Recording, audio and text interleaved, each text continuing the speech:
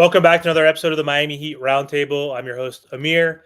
So for today's roundtable, we're really excited because we have Tobin back on the show to talk Miami Heat basketball with us.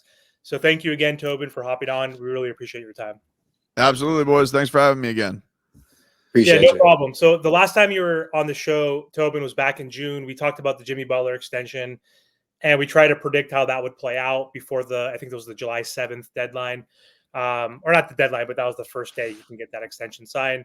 We know how that played out so far, and since that time frame, not a lot has happened during this off season. It's been a slow summer, but we're finally getting close to the start of training camp in a few weeks, which is good. We finally have something to look forward to.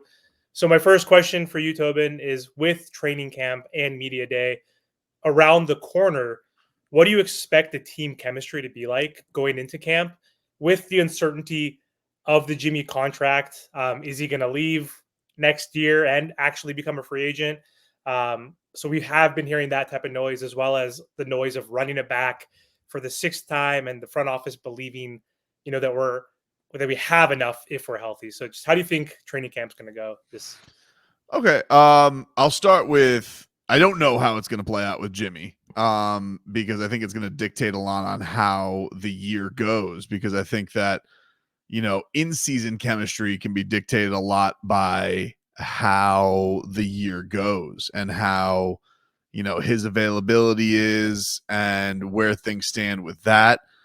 Going into training camp, I actually think the chemistry is going to be pretty great, because I think there's a couple of reasons that play into that. One, this Heat team hasn't been together in a while, and I do think that there is a little bit of, hey, the separation has been good for everybody. And one of the points I've been kind of making on the channel and on the radio show has been, it's been a pretty drama-free summer. Like, in spite of the Jimmy Butler contract extension looming over everything, the Heat publicly made their stance known. Jimmy's, I guess, side made it known, but that we never really got conversation, but it was all reported that he was planning to just play the year out. And so that big piece of mystery kind of got squashed right away. Like, it seems like all parties are, hey, we're going to play this year out. Whether he's going to be back next year or whether he's not, I think is going to dictate a lot on the terms of the year. But there wasn't a lot of trade rumors. There wasn't a lot of trade fodder. You think to this point last year, Damian Lillard, I think I don't even know if he was traded yet. If he was, maybe it was a mere a week that it happened. And you had to think that, like, Tyler Herro and Jaime Jaquez and Nikola Jovic and all these guys, I remember getting to media day, and these are topics you have to ask them. These are things that they admitted, weighed on them heavily. And Tyler Herro's having to do subtweeting, and Nikola Jovic is telling media at the World Cup he doesn't want to be traded, and Jaime Jaquez is in commercial with Jimmy Butler, but he doesn't know if he's going to be here. So there was really none of that this summer, and I think that that's all going to lead to it being pretty good chemistry. That on top of, I think you got a good bed of young guys from the Summer League team that won the title that are excited to hit camp. I think they got some new undrafted guys that everybody's excited about. So I actually expect chemistry to be pretty good at training camp amongst everybody. I guess the one mystery with Jimmy will be, what costume is he going to show up with? If he is he going to do a lot of media? Because he hasn't done any media. Like, for the most part, everybody's at least done. Even Tyler's done like one interview. Jimmy's done nothing. He's just been off. I think now he's in Sweden. And I thought it was cool. Like, the other day, he gave Pelle Larsson a shout out because he was working with Pelle's skill coach in Sweden. And that was kind of like his lone Heat shout out all summer. So I don't know. I think chemistry is going to be pretty good, because I think that the Heat and Jimmy are on the same page of not really making this contract thing a thing. And if I know really how Jimmy marches media wise, I don't think he's going to try and make this a thing. So, Tobin, where do you see the Miami Heat being stacked up in the Eastern Conference? The Boston Celtics, they're not going anywhere. The Milwaukee Bucks with Dame and Giannis, they're going to come back and try to win some more games like they did last year. And then same thing with the Villanova Knicks. They're not going anywhere. So where do you see this Miami Heat stacked up within the Eastern Conference? I mean, we do have 4 20-point-per-game scorers, but that does have to translate to the box score. So how do you see the Miami Heat stacked up in the East? It's a great question just because it's tough for anybody to feel like just stagnation and then being status quo is going to equal better. Because it's kind of a boring explanation for everybody. Everybody wanted them to make a big splash. And when you see the New York Knicks go out there and go get Mikal Bridges, you're automatically thinking, oh, they're going to be better. But not every move automatically means, hey, that's going to work out. Go and look at the Milwaukee Bucks. Like, it didn't work out for them last year going and getting Damian Lillard. And I know that health had some part of that. And they had, a weird thing where they fire a coach who was second in the East at the time. But it doesn't necessarily mean just because you make a move doesn't mean that move is going to work out. So I think that, I think it's an East that rightfully so has a lot of teams that stake claim to they're going to be the team that's going to dethrone Boston. But ultimately, it's just right now, Boston is the champ, and then everybody else kind of follows suit. I don't really think the Heat are far away from the Knicks, far away from the Sixers, far away from the Pacers. I don't look at them out of that class. The thing that's going to be, interesting with them this year is coming off of a year where you get embarrassed and you have more starting lineups than ever, and you get gentlemen swept out of the first round. You don't have Jimmy Butler, and you don't have Terry Rozier, and you have a Duncan Robinson with an old man back, and you have all these injuries that come into fold. All right, if they are all healthy and you can get some consistency, what does that talent really look like? And can the Heat put, all that together to have a better regular season? You mentioned the 20-point scores that they all have. The one thing I would like to see the Heat that we need to see some change with is this has been a woeful offense to watch over the last couple of years, especially in the regular season, because Jimmy doesn't take that leap to being a guy who can give you 35 a night like he does in the playoffs. It's very strange how Jimmy's never had a 40-point regular season game with the Miami Heat, but you go and see what his stats are in the postseason. It's like he just becomes a different guy. I do think the Heat need to pick somebody, whether it's Jimmy, whether it's Bam, whether it's Tyler, and say, hey, this is our main hub of offense every night. This is our guy who's going to take the most shots. This whole piece in the pie together thing, this sum of our parts being, this great sum together. It's nice, but I do think that they need to kind of pick a lead dog from the get-go and figure out who that is. I just don't know who Spo's going to hand those keys over to. What's going on, Tobin? So I got a little two-parter for you. So there was an article that came out not too long ago, pretty much saying there's two definite starters, and so I'm assuming that's Jimmy and Bam. And obviously we traded for Terry, and we still got Tyler. And I know Spo likes competition. I think competition actually helps the team out in the long run anyways. But do you ever see, and I know this question's probably asked so many times, but one, do you think Tyler Herro has peaked at this point of his career? Because when you look at his numbers, they're very identical, 20.7, 20.1, 20.8, and even go from rebounds and assists. Everything's very identical. Do you think he has peaked? And do you think he has a future with this Miami Heat team? And is he a starter this year? Because I think the team plays better with him on the bench. And Terry and Tyler, I just don't think it's going to work out too well. Yeah, I think they're all fair questions. All of them. I think they're all fair questions. I think the idea, has he peaked? It's so interesting because he is young. He's going to turn 25 in the middle of the year. So you're not really scratching your prime yet, but also he's been in the league for 5 years. So it's tough to weigh, like, what is experience versus age in this factor?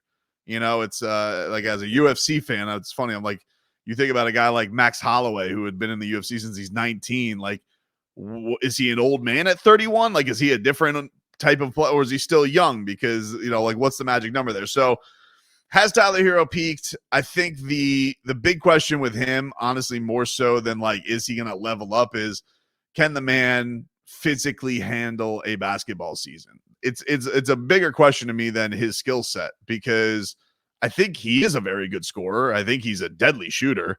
I think he's a very improved playmaker. We all know he's not the best defender, but I don't think of him as a lazy defender. I just don't think he's good at it. I think that, you've seen some games where he's gotten the passing lanes and he's made plays. And so I do think Tyler tries. He's a very good rebounder for his position.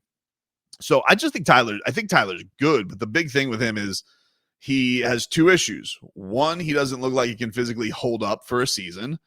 And two, when he gets into the playoffs, he feels like he is physically overwhelmed when teams really try and take him away. And he seems to short circuit.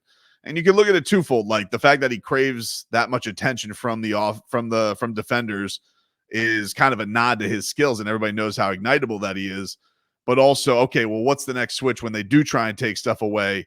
Is he ever going to make that leap to an all-star player who can still get his offense if, guys are bullying him a little bit and roughing him up? We've kind of done the Tyler Herro muscle comparison. I do think there is like an element of him that looks like he is thicker. Like, it's not even the arms I'm looking at. I'm like, all right, he looks like he's a little more stout. I'll get a better look at it, I guess, at media day in a couple of weeks to truly see if that's noticeable, because Instagram, it can be very, very tricky with how people can mess with those angles. So I think the bigger question for Tyler, more so than has he peaked, is can he physically hold up? I think the skills are there, but I'm more concerned about him and his body. For the idea is, okay, should he start? And the competition they're going into this thing. I think it's a fair question. And I love the fact that if it's true, Eric Spoelstra is really putting 3 jobs on the line in camp. Great job by him. He should. I think that there's a lot of interesting scenarios you could go here. I think, Udonis has them, though he got kind of reprimanded by the organization, by Pat Riley, at his tongue-in-cheek at the State of the Heat, where he says, hey, UD needs to kind of keep his stuff in-house with him going on SportsCenter and saying that exact thing, that we're better with Tyler as a 6-man, which they were. They were a 1 seed. But do they really, do they want to go back to an old wound? Do they want to go back? Because they know that he's going to make a stink. Maybe not cry and whine about it, but anytime he is going to be asked about it, he's going to say he'd prefer to start. You know that he'd prefer to start. We all know kind of the answer to the question. But are they at the point with him where they just don't care anymore? They don't care about his feelings anymore. I think both. I think that's a fair thing for the organization to kick around. I kind of doubt that they're actually going to bench him. And Terry, would they do it with Terry? Terry's, I think they know would be less drama, because I think Terry is an element where he's just happy to be here. But then you're talking about, are you starting a backcourt of Duncan Robinson and Tyler Herro? Now we're talking all right, is that overkill? Does that work together? I don't know. The one guy and the one piece that I think is really up for grabs is probably I kind of call it the big next to Bam, because people are so obsessed with this idea of Bam being a 4, because it could go either way. I think the job could go, it could stick with Nico and stick with Nikola Jovic, and so essentially Bam's still the center. It could go to Kel'el Ware. Maybe he has an amazing camp, or the Heat just want to go with that from the jump if they think he's that kind of impressive. Or I guess if you're going to go Spo's trend, it could go Haywood Highsmith too. You got to throw him in the mix. So I think that's the most likely position that could have a shakeup. I don't think the backcourt of Terry Rozier and Tyler is going to mess with, because here's the thing with a competition. I'm sorry I'm rambling on this answer, but a competition is it's kind of hard to figure out in a basketball season, because it's really a week training camp and 3 preseason games that they really throw everybody out there. So if they're going to make that choice, Spo's probably already got it in his mind. Remember, this was a big thing last year with Kyle Lowry. Oh, is Kyle Lowry going to be the starting point guard? Well, they didn't really have anybody to win Jay Rich and Drew Smith. They didn't really have anybody to take that job from Kyle Lowry. Then Jay Rich ended up getting hurt. It was a moot point anyway. So we'll see. But I think if I had to guess of the starting jobs that could actually change, I'd say the most likely is probably going to be Nico, because, he's young. They could decide to do this whole thing of starting Bam. If they are into this Bam at the 4 thing, well, then the most likely candidate for that is then to put Kel'el out there. They did start Kevin Love last year, but I can't imagine that's the direction they're going to go in. First and foremost, Tobin, never apologize for going on a long tangent, my guy. You can go as long as you want on this channel. I'm sure we all agree on that. Before I get to my question, though, I want to kind of piggyback what you mentioned earlier about having Terry, Tyler, Bam, and Jimmy. seeing who you want to be the number one option. That's something I've been preaching for a while. I think it's Bam. So I'd love to hear your take on that, who you feel would be number one. But my actual question for you, and it kind of segues into what everything we've been talking about, because you actually mentioned it earlier. You think this team's going to have great chemistry. And I personally feel that fully healthy, this team can go all the way. I don't care about anyone in the East. But my question for you, there's 3 names I've been seeing fluttering a lot in trade talks. Kyle Kuzma, Zach LaVine, Brandon Ingram. Do you think any of these 3 players make the Miami Heat better? Or do you think what we have is, I guess, better than adding any of those 3 players on this team? Really interested in hearing what you got to say about that. The one that intrigues me the most is Ingram, just because he's a former All-Star. He's kind of carried the load for New Orleans at times where Zion's been out of there. And I think, like, if they're looking for somebody who just, you know, you can tap into just what it looks like unbelievable offensive talent. And also he's not the healthiest, but he's healthier than Zach LaVine. So that's what interests me there. Kuzma's a nice player. I think if you told me Kuzma's on the member of the Miami Heat in 3 years when his contract's up, I would not be surprised. The guy flirts with the Heat all the time, but I think he kind of is I think he's a nice fit in there, but I don't think he's a guy who like necessarily takes you up a notch. And that's not a knock. Like, he's been part of a championship team, but I don't know, if that's like the earth-shattering move. I think the intriguing of like, hey, ceiling that could actually make a difference. Ingram is the one to me that I would be intrigued by. But I think the Heat are kind of at this weird crossroads with the Jimmy thing, and that I think if you're going to invest the kind of money that Ingram is looking for, man, you got to be positive that guy is going to be a guy who takes you over the top. And they kind of like half did it last year with toe in the water with Terry, because Terry had a couple of years on his deal. They give him a first-round pick. It was kind of the most obvious trade that was out there. I think with Ingram, knowing that he'd want uber money after this, you better be sure, like, hey, this is definitely going to work for us. So that's the name that intrigues me the most out of everybody, because I feel like out of those 3 names, he's the one with age, with durability being better than LaVine, and just having a little more ceiling than Kyle Kuzma. He's the one I like the most.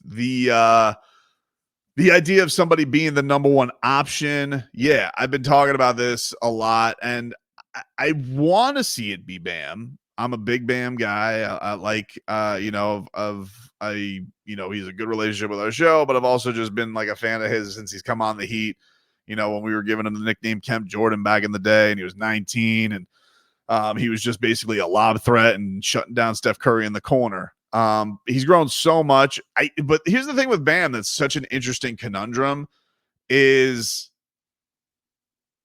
he is so Heat culture that sometimes I almost think it's a detriment to him, because he has this like he's like caught between UD and Dwayne Wade, and that D Wade almost needed Shaq to like push him, saying, no, you're the dude. And Bam, because he had a year where he was basically the grunt guy who did all the dirty work and got 30 seconds and had the Udonis Haslem, in his ear the entire time. And Udonis is legitimately like his big brother. And he feels like this harbinger of culture and is bathed in everything they do. I think it's tough for him to just say, hey, my team now, my team. I want to be the guy. I just don't think and it's not that I don't think he's a dog. I think he's a winning player. I think he's a big championship piece, but I don't know if he has that part of him. And it's interesting seeing him amongst Team USA, because I felt like they almost treat him like a star more than the Heat treat him like a star. Like, I think it's not that the Heat take him for granted, but it's like, Bam's always there. Bam's going to be Bam. And I think it was interesting. I've read, I don't know if you guys have read Shandell Richardson, longtime NBA reporter. He's been doing some stuff with Bam, and he talked about him being the number one option. And, Bam's like, that's not, doesn't mean always taking the number one, that takes the most shots. And I'm just like, yeah, but okay, but now you're at the credentials where you could if you wanted to. Like, you just got the $200 million extension. Jimmy didn't. Like, you're the guy. Everybody knows you're the guy. Do you really want that? Because he said afterwards, like, he wants more moments like Detroit and game-winning opportunities and chances to take the last shot. Does he really ever want to take the wheel? And I don't know. It is going to be interesting. Like, I don't know if that ever happens with Jimmy here. And I don't necessarily know if that happens with Tyler here, because Tyler's going to take a lot of shots too. So it is an interesting thing. Like, I do think they have to find that balance amongst the three. But I do think, like, look, based on availability, what he means to the organization, backing them up with the paychecks, I think it's pretty clear the organization's made their stand on who their guy is.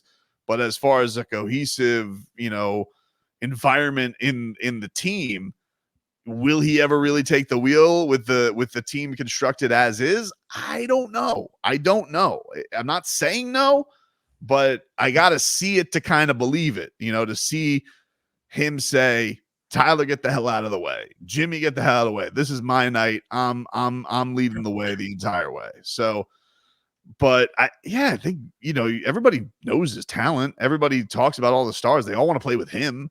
So, what is that next leap to get him to dive in and tap into that? I don't know. So, Tobin, before we close, I have one more question. I know you're a big fan of Nico. And so in terms of his development next season, what do you think his role is going to be on the team next year? Do you think he will be a starter again next to Bam? And in my opinion, I don't know if I love it, because he's really limited within that role. He needs to spread the floor so Bam and Jimmy can obviously operate in the paint. And he does like to, play that transition role where he, rebounds and plays off the break. But Jimmy likes to slow the game down, right? So I don't think it's the most optimal position, but I do enjoy the fact that the Miami Heat actually put someone that's 6'11" next to Bam versus him playing with Jaime and Caleb and Haywood last season. So what do you think his most optimal role is? Like, do you see him starting, or do you think it might be more beneficial coming off the bench? Because we don't have a backup point guard, and it would be kind of cool to see him play that like Lamar Odom kind of role, be the backup point forward next to Jaime, next to possibly Khalil Ware, Duncan Robinson. Like, that could be a lot of firepower around him. So what are your thoughts on that before we close? It's a very interesting question. It's almost like, we look at all these other guys and it's like, we've done the stories of Bam, Jimmy, and Tyler for a long time. But yeah, Nico's in such an interesting year because he is going into his third year, a little similar to Tyler. Like, he's going into his third year, but he just turned 21 years old. So you're kind of caught between, is this a big, development year, or is he still a project? Because everybody accepted the fact this guy was a project. I mean, go look at what he looked like when he walked onto the Heat. Go look what he physically looks like now. The one thing that I think sucked coming into this summer is the fact that he suffered an injury going into the Olympics, because I really wanted to see what he was going to be like. Because watching what he did last year in the World Cup compared to this year, he kind of was like almost a bit role on this Olympic team, because I think he really wasn't healthy, and I think he just wanted to be there for his club. But he didn't, and also, it was a little different because they had Joker on this team, so that obviously was a big hub for everything. So that kind of left where his development is a little murky. I think in the starting lineup, it's the most comfortable, because I think he's shown last year he's very comfortable just sitting and hitting those threes on the wing or sitting in the corner. Like, he's okay with that, and he did it pretty well. But as you said, he's a very unique player. Is that using his skill set to the best of his abilities? Is this unicorn who's 6'11", who gets a full head of steam, who is a great passer? Is the best part of him just making him a three-point threat, just making him a guy who's getting out of everybody's way, or is he more dynamic with the ball in his hands? The other thing about Nico, we all laud his transition ability, but like, when the game slows down, okay, then can he create? Can he sit there and can he look over everybody at the top of the key? Can he set his opponents set his teammates up for good opportunities? Can he run an offense other than just, we're all busting and running? Okay, instead of me rocking to the rack, I'm finding this open guy and making the highlight pass? Can he do that when the thing slows down? Can he do it with anybody on the team? So that's why I'm curious about what his role is going to be. I do feel like because of his age and because it's not like it feels like the most replaceable thing right now currently in the starting lineup. That's why I look at the camp battles, so to say, and I say, well, he looks like the most logical guy. If somebody was to lose their job, he's probably the guy because it's maybe like it's the least impact from where he's at right now. I love Nico. It's like I'm torn. Like I'll talk to Mike Woodson about Kel'el Ware, and I'll be like very excited about that. But then I'll go watch Nico light up the Bucks. And I'm like, so what side are we really going to choose? And I do think with the Bam thing, it's an interesting full circle thing because it may be a little bit of an input of, hey, Bam, what do you want to do? Do you want to try this thing with Kel'el? Do you want to try and roll with him first, or do we rock with Nico? Like, what does he think is the best, tool to kind of unlock everything? But he's in for a very fascinating and big year with where his career's at, and I'm sure he, like everybody, wants to get his big piece of the pie and make a big impact this year. It's just going to be a matter. I mean, he looks physically after the injury happened. It does look like he physically put on some more muscle as he's getting older. So we'll see. We'll see what kind of obviously he's got a no SPO system defensively. I think they made a big statement of that after the playoffs last year that he's got to be, really in tune with all the details because he almost kind of fell into his role by chance. Like he almost was like all the injuries happened. And then, all right, we were here with Nico and, is Spo really in love with this guy as a player or does he still feel like there's other options that can make it better? It's a fascinating conundrum they're facing going into this camp. Yeah, he's only played 62 total. He hasn't even played a full 82 basically across 2 seasons. We know the first season he did have the back issue, but Spo traditionally doesn't play a lot of young players, especially when they're not ready on the defensive end, of course. Yeah, and that's going to be the interesting thing with the one thing with Kel'el too is he's right in there with him. Like, okay, does he trust him? Like, is he going to trust Kel'el to have everything locked up? Or does he feel like, hey, you go almost as Son White said, go be a rim protector. Bam and Jimmy are going to go and cover these, like run it like that. I don't know. It's the one thing that's going to be cool is Eric Spoelstra having all of this time to kind of visualize it. This is not a quick turnaround. And while it is a lot of the same pieces, he does have some different pieces that he can tinker with and think of the ways to make this a bit of a different team and bring them a new dynamic. Yeah. I mean, depth should have been our strength last year, but we were the 4th most injured team. So the depth kept us afloat and kept us in the play-in. So hopefully Spo can leverage those new pieces that are going to be around Jimmy and Bam. And 37 different starting lineups, and we were still 10 games over 500 and made the playoffs. So just saying, I think we got this next year. Yeah. 3 games from the 4th seed or whatever it was, the 3rd seed. 4 games from the 2nd seed. Just saying. And we had 37 different starting lineups. The only teams that matched it were all tanking teams. And we were still 10 games over 500. So I'm excited for this season. Just saying, though. Exactly. So anyway, Tobin, thank you so much for hopping on and joining us once again. And so make sure everybody in the audience who's watching today, I'm sure you guys are already subscribed to Tobin's YouTube channel. But if you're not, go to the @Tobin Show on YouTube, subscribe to his channel. Subscribe to all of our podcasts as well. Is there anywhere else you want to let the audience know where they can find you, Tobin? We'll be, I mean, we got my radio show as well with Leroy Horde on 560 WQAM, which is live every single day. Leroy. It's live from 10 a.m. to 2 p.m. And you guys any audience member can get in on the chat there as well, and they can interact with the show. So yeah, that's where you guys can find me. Awesome. Thank you so much again. Yeah, thanks for having me, guys. Enough said. Hey, Tobin, one more thing. Who you got? Marab or Sean O'Malley? I got O'Malley, but I could be swayed because we're having Marab on the show on Thursday, so we'll see. Maybe he gets my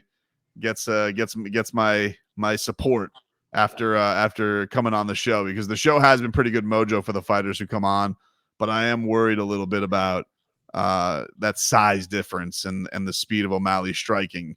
But Merab's an animal, man. I think it's going to be a tough fight. He is, for sure. I'm going Merab. I'm going to O'Malley as well. Thanks again. You got it, boys. Thank you.